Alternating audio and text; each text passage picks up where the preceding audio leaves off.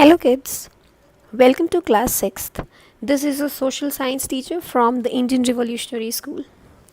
क्योंकि अब आप सब क्लास 6 में आ चुके हैं और आप सब obviously you are growing up, तो आपके ग्रो करने के साथ साथ आपकी एजुकेशनल रूटीन्स भी ग्रो करेंगी. तो फिलहाल आज हम आपके जोग्राफी बुक का पहला चैप्टर पढ़ेंगे. Now you must be shocked कि ये जोग्राफी क्या है, हमने तो पहले नहीं सुना. तो आपके एजुकेशन रूटीन्स में जो चेंजेस आने वाले हैं वो कुछ इस तरह होंगे कि आपका जो सब्जेक्ट था science, that will split into physics, chemistry and bio. Physics में आप forces, gravitational, light, electricity, heat, ऐसी चीज़ों के बारे में पढ़ते हैं that make the physical world. Now chemistry में जितने भी केमिकल रिएक्शंस हमारे डेली लाइफ, जो बड़े बड़े मशीन्स, जो बड़े बड़े इक्विपमेंट्स में होते हैं उनके बारे में पढ़ेंगे. Where is biology will teach us about the life sciences, यानी कि लिविंग बॉडी के अंदर जो साइंस इन्वॉल्व होता है उस साइंस के बारे में.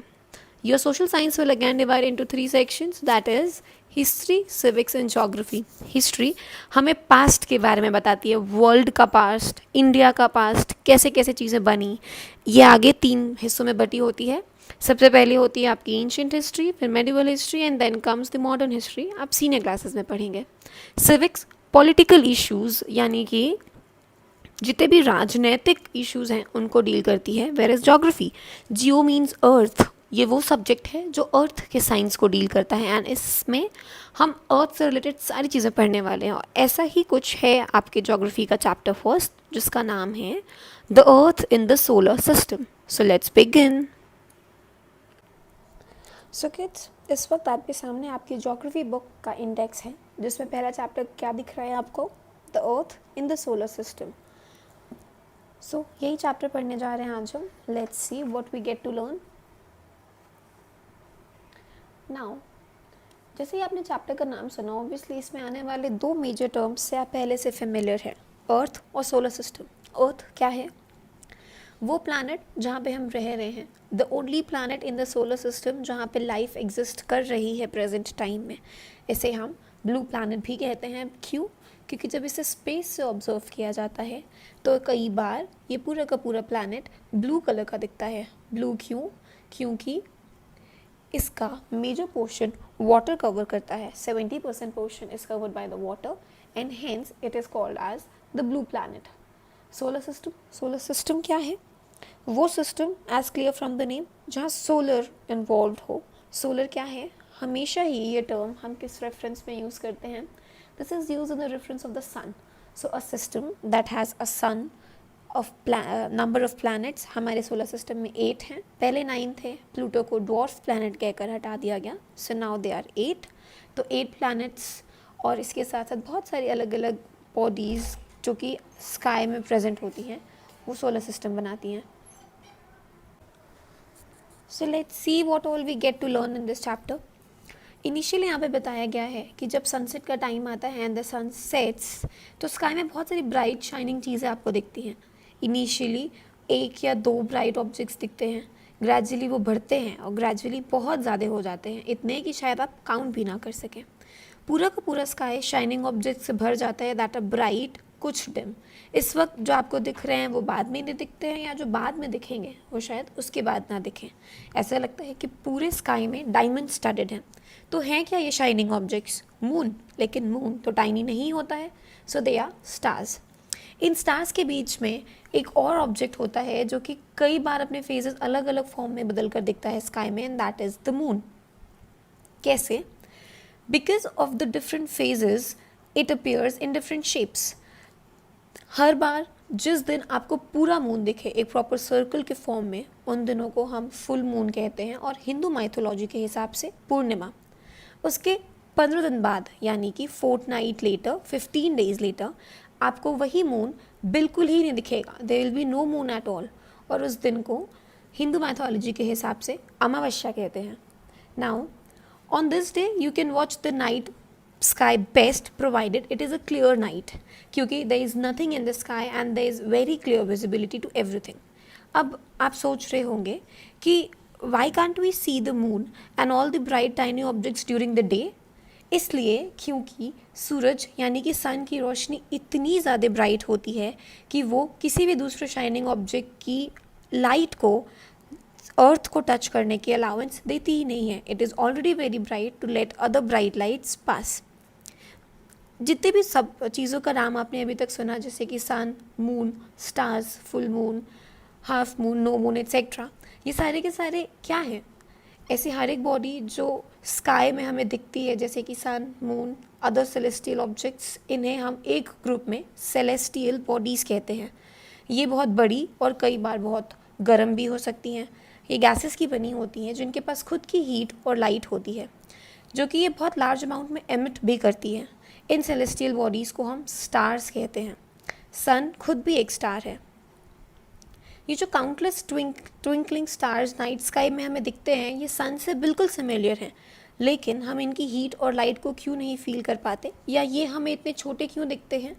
इसलिए because sun is more powerful? नहीं, बिल्कुल भी नहीं. Because it is very very very far from us. Sun से भी बहुत ज़्यादा फार होते हैं ये स्टार्स. तो क्यों दिखते हैं ये स्टार्स हमें इतने छोटे? कभी आपने एक रियल एरोप्लेन देखा है? बहुत बड़ा होता है. वही एरोप्लेन जब आसमान में उड़ा होता है तो बहुत छोटा दिखता है. क्यों? क्योंकि एक डिस्टेंस से देखने पर हर एक बड़ी चीज़ छोटी दिखती है और ये डिस्टेंस भी बहुत ज़्यादा होती है. खैर, कई बार आप नाइट स्काई देखते होंगे तो आपको स्टार्स कुछ पैटर्न बनाते हुए दिखते होंगे. ये पैटर्न जो स्टार्स के थ्रू बनाया जाता है, इन्हें कॉन्स्टलेशन बोलते हैं. एक बहुत मेजर पैटर्न और सबसे बड़ा कॉन्स्टलेशंस में से सबसे बड़ा कॉन्स्टलेशन होता है उर्सा मेजर, जिसको बिग बियर के नाम से भी जाना जाता है.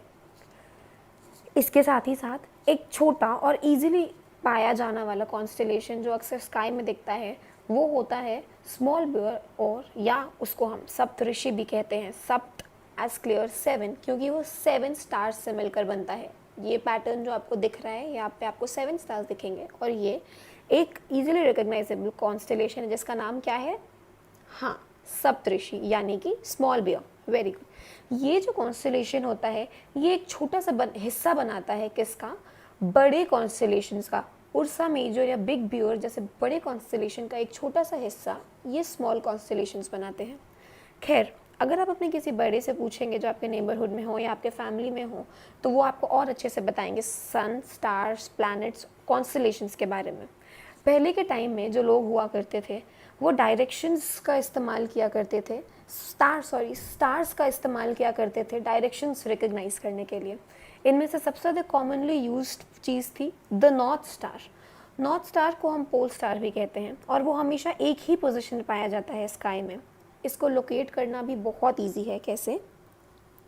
सप्तऋषि कॉन्स्टलेशन जो है उसके थ्रू, ये पिक्चर अगर आप ध्यान से देखें तो सप्तऋषि के जो पॉइंटर स्टार्स होते हैं, यानी कि जो एंड के 2 स्टार्स होते हैं, उनसे अगर आप एक इमेजिनरी सीधी लाइन बनाएं तो जो एक अकेला स्टार आपको डिस्टेंस पे दिखेगा वो हमेशा नॉर्थ साइड में होता है, और वही पोल स्टार होता है जिसे हम नॉर्थ स्टार भी कहते हैं.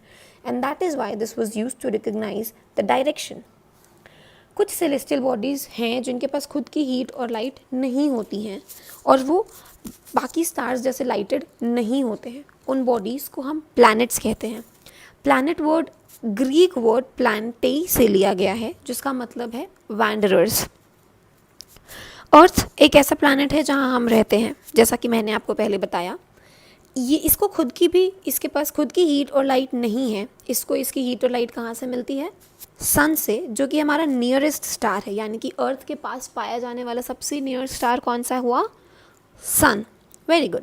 अब जब हम अर्थ की तरफ देखते हैं बहुत डिस्टेंस से द मून, सपोज आप मून पे खड़े आप अर्थ को देख रहे हैं, तो it will appear to be shining just as the moon. क्यों? क्योंकि उसको वो रोशनी कौन प्रोवाइड कर रहा है? सन इटसेल्फ. मून जो कि हम स्काई में देखते हैं, वो खुद एक सैटेलाइट है, अर्थ का कंपेनियन है, जो कि अर्थ के चारों बगल घूमता है. अर्थ के जैसे ऐसे टोटल 8 प्लैनेट्स हैं हमारे सोलर सिस्टम में, जिनको सन ही हीट और लाइट देता है, यानी कि इनके पास खुद की हीट और लाइट नहीं होती है. इनमें से कुछ ऐसे भी प्लैनेट्स हैं जिनके पास खुद का मून होता है. कुछ प्लैनेट्स के बारे में एक इंटरेस्टिंग फैक्ट है. जुपिटर, सैटर्न और यूरेनस के अगल बगल एक रिंग पाई जाती है. यानी कि ये जो प्लैनेट्स हैं, इनके चारों बगल एक रिंग पाई जाती है, जिनको बहुत ज़्यादा स्ट्रॉन्ग टेलीस्कोप्स को यूज़ करके देखा भी जा सकता है. Coming to the solar system. What is solar system? मैंने आपको पहले भी बताया, एक ऐसा सिस्टम जिसमें सन 8 प्लैनेट्स, मून जैसे कुछ सैटेलाइट्स और अदर सेलेस्टियल बॉडीज़ मौजूद हों जैसे कि एस्टेरॉइड्स और मीटियोरॉइड्स, उन्हें हम सोलर सिस्टम कहते हैं। एस्टेरॉइड्स और मीटियोराइट्स क्या है ये आपको थोड़ी देर में पता चलेगा। चलिए सोलर सिस्टम के हर एक कंपोनेंट को एक एक करके पढ़ते हैं। सबसे पहले इसमें आता है सन। सोल रोमन मैथोलॉजी के हिसाब से सन गॉड का नाम है। सोलर, जैसा कि मैंने आपको बताया, सन से रिलेटेड चीज़ों के लिए सोलर यूज़ किया जाता है। सो बेसिकली सोलर सिस्टम सन की फैमिली को कहते हैं। आपने बहुत सारे टर्म्स सुने होंगे, उन सारे टर्म्स का नाम लिखिएगा जिसमें सोलर यूज़ होता है। कमिंग बैक टू सन, सन क्या है? सन पूरे के पूरे सोलर सिस्टम का सेंटर है। इससे पहले पेज पे आपने पिक्चर देखा हो तो आपको क्लियरली उसमें पता चलेगा कि जो सोलर सिस्टम है इसके सेंटर में सन मौजूद होता है। ये दिस इज़ वेरी बिग, बहुत बड़ा है और बहुत गर्म गैसेस से मिलकर बना है। It provides the pulling force that binds the solar system. Sun ही वो बॉडी है जो कि एक ऐसा फोर्स, पुलिंग फोर्स क्रिएट करता है जिसके अंदर आने वाले पूरा का वो सारे के सारे प्लैनेट्स एक सोलर सिस्टम के फॉर्म में बंधे रहते हैं। हीट और लाइट की अल्टीमेट एनर्जी भी सन है, बट वो हीट इतनी ज़्यादा है, इतनी ज़्यादा ट्रिमेंडस है, लेकिन फिर भी वो हमारे अर्थ को नहीं फील होती, जबकि सूरज हमारे लिए एक नियरेस्ट स्टार्स में से एक है। क्यों? क्योंकि वो जो नियर डिस्टेंस की हम बात कर रहे हैं वो डिस्टेंस इतनी भी कम नहीं है जितना हम समझ रहे हैं। That distance is 150 million kilometres, यानी कि 150 into 10⁻⁶ kilometres away from the earth. ये डिस्टेंस है सन की अर्थ से, इसलिए उसकी जो एक्सट्रीमली ज़्यादा हाई हीट है वो हम तक नहीं पहुंच पाती है। और फिर अर्थ के पास भी कुछ प्रोटेक्टिव लेयर्स हैं जैसे कि ओजोन, जो कि अल्ट्रा वायलेट रेस को हम तक पहुंचने से प्रिवेंट करती हैं। आगे बढ़ते हैं। प्लैनेट्स, जैसा कि पहले आपने सुना था, हमारे सोलर सिस्टम में टोटल 8 प्लैनेट्स हैं और इनको याद करने का एक बहुत ही इंटरेस्टिंग तरीका यहाँ दिया है। Let's see. My very efficient mother just served us nuts. Mars, Venus, earth, Mars, Jupiter, Saturn, Uranus, Neptune. ये मर्क्यूरी था, मैंने गलती से मार्स बोल दिया, सॉरी। सो ये जितने भी 8 प्लैनेट्स हैं सोलर सिस्टम में, ये सन के अगल बगल एक फिक्स्ड पाथ में घूमते हैं, जो उस फिक्स्ड पाथ को हम ऑर्बिट कहते हैं। मर्क्यूरी सन के सबसे पास है और करीब सिर्फ 88 डेज लगते हैं इसको एक पूरे ऑर्बिट का राउंड लगाने में। वीनस को कंसिडर किया जाता है अर्थ ट्विंस, यानी कि बिल्कुल अर्थ जैसा दिखने वाला उसके शेप और साइज़ में, क्योंकि बहुत ज़्यादा सिमिलर है, दैट इज़ वाई उसको अर्थ ट्विंस भी बोला जाता है। अभी रिसेंटली 2006 तक प्लूटो भी हमारे प्लैनेट्स में से गिना जाता था। हाउएवर एक मीटिंग के तहत इंटरनेशनल एस्ट्रोनॉमिकल यूनियन ने डिसाइड किया कि प्लूटो को एक ड्वार्फ प्लैनेट कंसिडर किया जाएगा, जैसे कि बाकी दूसरे सेलेस्टियल ऑब्जेक्ट्स हैं जैसे कि सेरिस 2003 UB313, जिसको एरिस के नाम से भी जाना जाता है, इसलिए उसको एक ड्वार्फ प्लैनेट में डाल दिया। फिर आता है अर्थ, जो कि हमारा खुद का प्लैनेट है। अर्थ तीसरा सबसे नियर प्लैनेट है सन के, यहाँ से आपको पता भी चल रहा होगा। साइज़ में ये 5वां सबसे बड़ा प्लैनेट है। पोल्स पे इसको हल्का सा स्लाइटली फ्लैट देखा गया है एंड इसीलिए इस शेप को हम जियोइड कहते हैं। जियोइड मीन्स वो शेप जो कि अर्थ जैसे शेप का हो। एक फैक्ट है, बहुत सारे ह्यूमंस हैं जो नाइट स्काई को देखने में बहुत ज़्यादा फैसिनेटेड होते हैं। ऐसे लोग जो सेलेस्टियल बॉडीज़ को स्टडी करते हैं उन्हें हम एस्ट्रोनॉमर्स कहते हैं, और आर्यभट्ट एक बहुत ही फेमस इंडियन एस्ट्रोनॉमर रहे हैं। आज के एस्ट्रोनॉमर्स बहुत बिजी हैं यूनिवर्स को स्टडी करने में। आई होप आप में से भी कोई एक बहुत ही ग्रेट एस्ट्रोनॉमर बने। Let's see now. बहुत सारे ऐसे फेवरेबल कंडीशंस हैं जो अर्थ पे लाइफ को सपोर्ट करते हैं, जैसे कि, और ये लाइफ सिर्फ और सिर्फ अर्थ पे पाई जाती है। अर्थ ना ही, वो कंडीशंस क्या हैं, अर्थ ना ही बहुत ज़्यादा गर्म है ना ही बहुत ज़्यादा ठंडा है। यहाँ पे एयर और वाटर, जो कि बहुत बेसिक रिक्वायरमेंट्स हैं लाइफ की, वो पाई जाती हैं। एयर लाइफ सपोर्टिंग गैसेज है, एयर में लाइफ सपोर्टिंग गैसेज मौजूद होती हैं, जैसे कि ऑक्सीजन।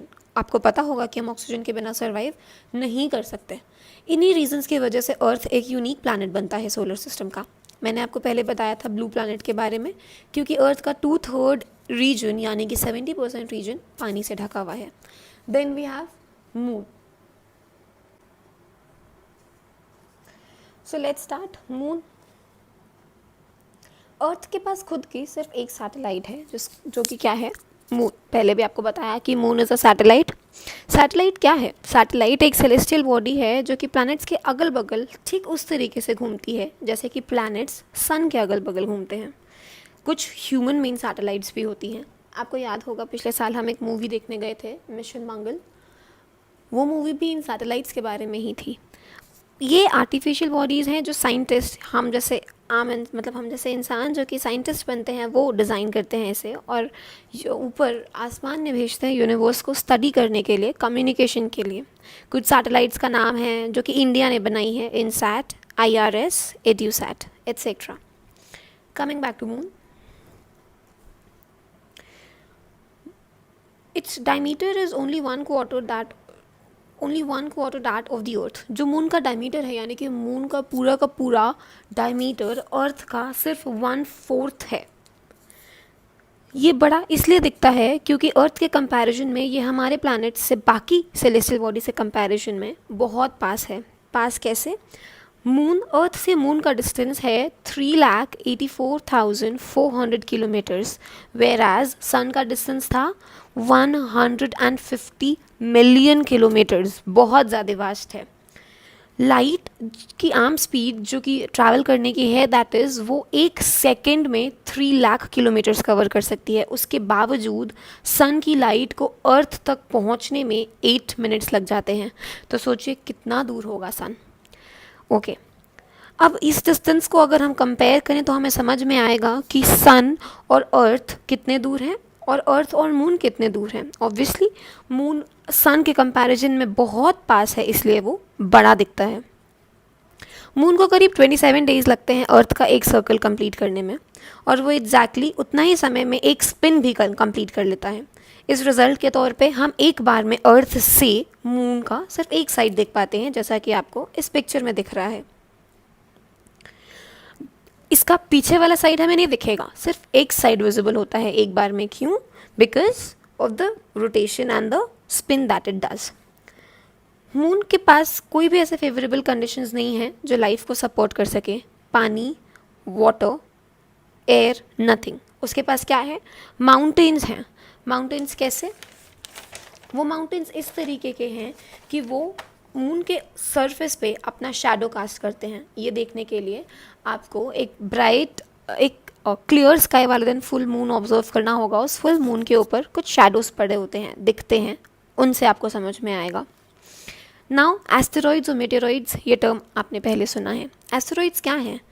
स्टार्स, प्लैनेट्स और सैटेलाइट्स के अलावा ऐसी बहुत सारी बॉडी, छोटी छोटी टाइनी बॉडीज़ हैं जो सन के अगल बगल घूमती रहती हैं। इन छोटी बॉडीज़ को हम एस्टेरॉइड्स कहते हैं, और ये मार्स और जुपिटर के बीच में एक ऑर्बिट बनता है, वहाँ पे मेजरली पाई जाती हैं। आपने अगर पिक्चर 1.2 ध्यान से देखा हो तो आपको उसमें दिखेगा। Scientist are of the view that asteroids जो होते हैं वो उन प्लैनेट्स का हिस्सा हैं जो बहुत साल पहले एक्सप्लोड यानी कि ब्लास्ट कर गए थे। कमिंग टू मीटियोरॉइड्स, बहुत छोटे छोटे रॉक्स के पीसेस होते हैं जो सन के अगल बगल घूमते हैं। ये बॉडीज़ थी, ये रॉक्स हैं, बड़े बड़े पत्थर जो मीटियोरॉइड्स कहलाते हैं। कई बार ये जो मेटेरॉइड्स हैं ये सन के बहुत पास आ जाती हैं और उस पर गिर जाती हैं।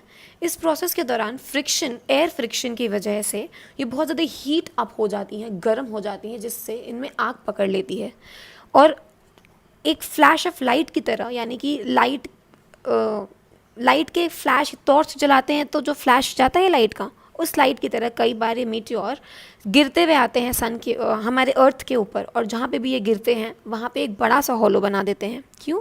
क्योंकि दे वर बर्निंग। अब ये जो वाइटिश ब्रॉड बैंड हमें कई बार आसमान में दिखता है चमकते हुए सितारों के बीच, वो क्या है? वो कुछ नहीं है, मिलियंस ऑफ स्टार्स का एक क्लस्टर है, बहुत सारे स्टार्स का एक ग्रुप है जिसको हम मिल्की वे गैलेक्सी कहते हैं। हमारा सोलर सिस्टम गैलेक्सी का एक पार्ट है। एंशियंट इंडिया, मतलब पहले के समय इंडिया में ऐसा माना जाता था कि ये आसमान में जो ये लाइट जा रही है, ये लाइट की एक नदी है, जिसकी वजह से इसको आकाश गंगा का नाम दिया गया था। गैलेक्सी एक बहुत बड़ा सा सिस्टम है जिसमें बहुत सारे बिलियंस यानी कि 10⁹ नंबर्स में स्टार्स, डस्ट के क्लाउड्स और गैसेस मौजूद हैं। They are millions of such galaxies, और ऐसी बहुत सारी गैलेक्सीज मिलकर हमारा यूनिवर्स बनाती हैं। ये इमेजिन कर पाना कि यूनिवर्स कितना बड़ा है मुश्किल है, साइंटिस्ट अभी भी इसको खोजने की कोशिश कर रहे हैं।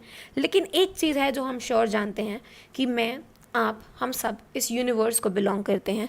And here we come to the end of the chapter.